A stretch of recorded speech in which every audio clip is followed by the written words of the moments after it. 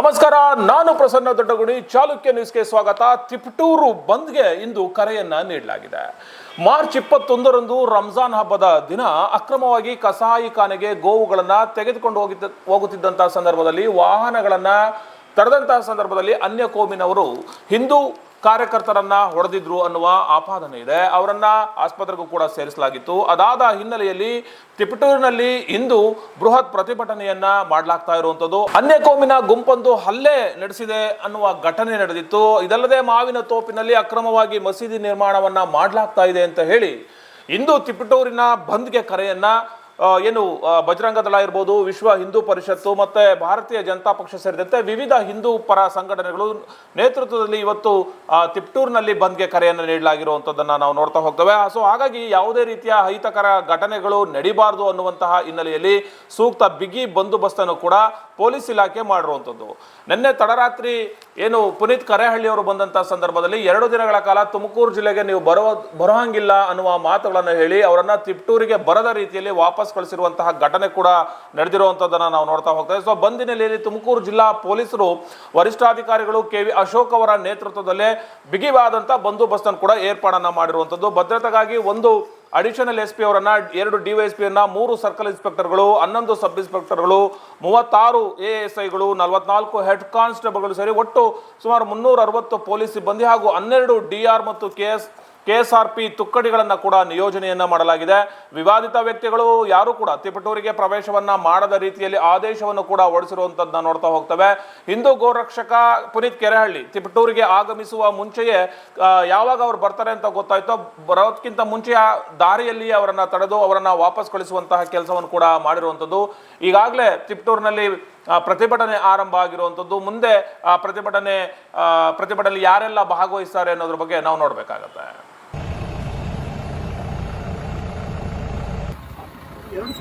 2 ತಿಂಗಳು ಇವತ್ತು ನಾಳೆ ಹಾಕೊಂಡಿರೋದು ತಾಲೂಕಿಗೆ ತಗೋಬೋದಿತ್ತಲ್ಲ.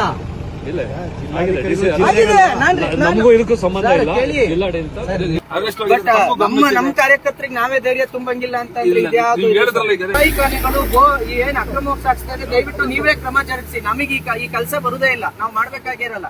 ನಾವು ಮಾಡ್ತಾ ಇದೀವಲ್ಲ ಸರ್, ನಾವು ರಕ್ಷಣೆ ಮಾಡ್ತಾ ಇದೀವಿ. ಎಲ್ಲರಿಗೂ ರಕ್ಷಣೆ ಕೊಡೋ ಜವಾಬ್ದಾರಿ ನಮ್ದು. ನೀವು ಗೋ ರಕ್ಷಣೆ ನೀವು ಮಾಡಿದ್ರೆ ನಾವೇ ಮಾಡ್ಬೇಕಿತ್ತು. ನಾವು ಮಾಡ್ತಿದೀವಲ್ಲ ಸರ್. ತಿಪಟೂರಿನಲ್ಲಿ ಎಷ್ಟು ಕಸಾಯಿಖಾನೆಗಳಿದಾವೆ ನಾನು ತೋರಿಸಿದೆ ರವಿಕುಮಾರ್ ಸರ್. 23 ಮತ್ತು 24 ಇಲ್ಲ ಸರ್, ನಾವು ಬರ್ತೀವಿ ಅಂತ ಗೊತ್ತಾಗಿರೋದೇ ಸಂಜೆ. ನೀವು ಅಷ್ಟು ಬೇಗ ಹೋಗಿ ರಿಸ್ಟ್ರಿಕ್ಷನ್ ತಗೊಬಂದು ಒಂದು ಜಿಲ್ಲೆಗೆ, ತುಮಕೂರು ಜಿಲ್ಲೆಗೆ ಬರಬಾರ್ದು ಅಂತ ಹೇಳಿ ನೀವು ಹಿಂಗೆ ಮಾಡಿದ್ರೆ ನಮಗೆ ಸ್ವಾತಂತ್ರ್ಯನೇ ಇಲ್ವಾ? ನಮಗೂ ಹಕ್ಕಿದೆ ಅಲ್ವಾ ಹೋಗ್ಲಿಕ್ಕೆ? ನನ್ನ ಕಾರ್ಯಕರ್ತರು ಸರ್ ಅಲ್ಲಿ ಅದಕ್ಕೋಸ್ಕರ ಆದೇಶ ಫಾಲೋ ಮಾಡ್ತೀವಿ. ಬಟ್ DC ಅವರಿಗೆ ಮಾಹಿತಿಯನ್ನ ರಾಂಗ್ ಕೊಟ್ಟು ಈ ಆದೇಶ ಯಾಕೆ ಮಾಡಿಸ್ಕೊಳ್ತೀವಿ ಅಂತ ನಾವೇನು ಗಲಾಟೆ ಮಾಡಕ್ ಬರ್ತಿದ್ವ? ನಾವು ಬರ್ತಿದ್ವಿ ಕಾರ್ಯಕರ್ತರು ನೋಡಕ್ಕೆ. ನನ್ನ ಕಾರ್ಯಕರ್ತರ ಮೇಲೆ ಮುಸಲ್ಮಾನರು ಅಲ್ಲೇ ಮಾಡ್ತಾರೆ. ಸುಳ್ಳ ನೀವ್ ಹೇಳಿ. ಅದನ್ನ ನಮ್ಮ ಕಾರ್ಯಕರ್ತರನ್ನ ನಾವು ಧೈರ್ಯ ತುಂಬದೆ ನಾಳೆ ಅವ್ರು ಹೋರಾಟ ಮಾಡೋದಂಗೆ, ನಾಳೆ ಗೋರಕ್ಷಣೆ ಮಾಡೋದಂಗೆ, ಸಂವಿಧಾನ ಪಾಲನೆ ಮಾಡೋದು ಕೇಳ್ಬೇಕಲ್ವಾ? ನಾವು ಅವ್ರಿಗೆ ಧೈರ್ಯ ತುಂಬೋದು ಯಾರು ಹೇಳಿ? ಯಾರು ಧೈರ್ಯ ತುಂಬ್ತೀರಿ? ಈಗ ನೀವು ಧೈರ್ಯ ತುಂಬಕ್ಕಾಗತ್ತ ಅವ್ರಿಗೆ? ನಾನ್ ಕೇಳ್ತಾ ಇರೋದು, ಗೋರಕ್ಷಕರಿಗೆ ನೀವು ಧೈರ್ಯ ತುಂಬಕ್ಕಾಗತ್ತ, ನಾನ್ ಧೈರ್ಯ ತುಂಬಬೇಕಾ? ಹಾಸ್ಪಿಟ್ಲ್ ಬರೋ ತಪ್ಪು ಅಂದ್ರೆ ಈ ಕಾರಣ ಎಲ್ಲೂ ನೋಡಿಲ್ಲ. ತಿಪಟೂರಿಗೆ ಹೋಗ್ತಾ ಇದ್ದಂತ ಸಮಯದಲ್ಲಿ ನಾವು ಇಲ್ಲಿ ನುಗ್ಗೇಹಳ್ಳಿ ಹತ್ರ, ಕಾರೇಹಳ್ಳಿ ನುಗ್ಗೇಹಳ್ಳಿ ಹತ್ರ ಇಲ್ಲಿ ತಡೆದು ನಮಗೆ ನೋಟಿಸ್ ಕೊಟ್ಟಿದ್ದಾರೆ ಜಿಲ್ಲಾಧಿಕಾರಿಗಳು. ನೋಟಿಸ್ ಇದು. ಇದರಲ್ಲಿ ಏನಿದೆ ಅಂತ ಅಂದ್ರೆ ಇವತ್ತು ಮತ್ತು ನಾಳೆ 2 ದಿನಗಳು ನಮ್ಮ ತುಮಕೂರು ಜಿಲ್ಲೆಗೆ ನಿರ್ಬಂಧ ಹಾಕಿದ್ದಾರೆ. ತುಮಕೂರು ಜಿಲ್ಲೆಗೆ ಜಿಲ್ಲಾದ್ಯಂತ ನಿರ್ಬಂಧ. ತಿಪಟೂರಿಗೆ ಹಾಕೋಬೋದಿತ್ತಲ್ವ ರವಿಕುಮಾರ್ ಸರ್? ಇದನ್ನ ನಿಮಗೆ ತಿಪಟೂರಲ್ವಾ ಸಮಸ್ಯೆ ಇದ್ದಿದ್ದು?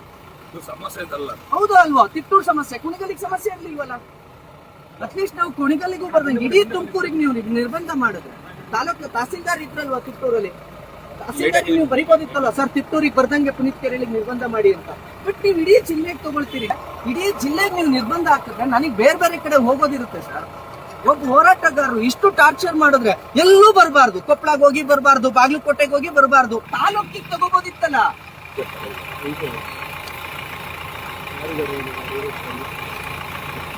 ಯಾಕೆ ನಮ್ಮನ್ನ ಏನ್ ಮಾಡ್ತೀವಿ? ದಾಟಿಸ್ತೀರಾ?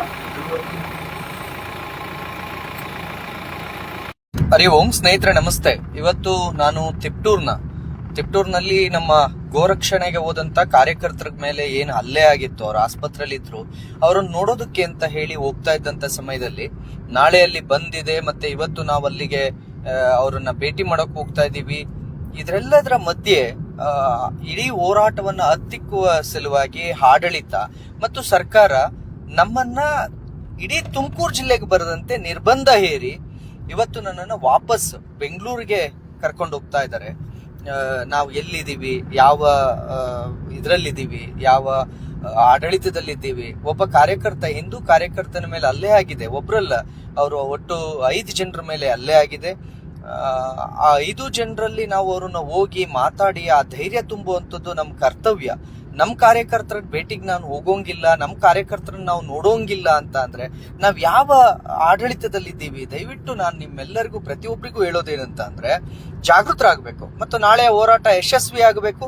ನಾನು ತಿಪ್ಟೂರ್ನ ಎಲ್ಲ ಹಿಂದೂ ಕಾರ್ಯಕರ್ತರಿಗೆ ಕೇಳ್ಕೊಳ್ಳೋದೇನು ಅಂತ ಅಂದ್ರೆ, ನಾಳೆ ಹೋರಾಟ ಏನಿದೆ, ಇವತ್ತು ನಮ್ಮನ್ನು ತಡೆದಿರಬಹುದು, ನಮ್ಮನ್ನು ಬರೆದಂತೆ ನಿರ್ಬಂಧ ಹಾಕಿರ್ಬೋದು, ಆದ್ರೆ ಹಿಂದೂ ಕಾರ್ಯಕರ್ತರಿಗಾದಂತ ಅನ್ಯಾಯಕ್ಕೆ ನೀವೆಲ್ಲರೂ ಕೂಡ ಧ್ವನಿ ಸೇರಿಸಬೇಕು. ನೀವೆಲ್ಲರೂ ಕೂಡ ಹೋರಾಟದಲ್ಲಿ ಭಾಗಿಯಾಗಬೇಕು. ಪ್ರತಿಭಟಿಸೋದು ನಿಮ್ಮ ಹಕ್ಕಿದೆ.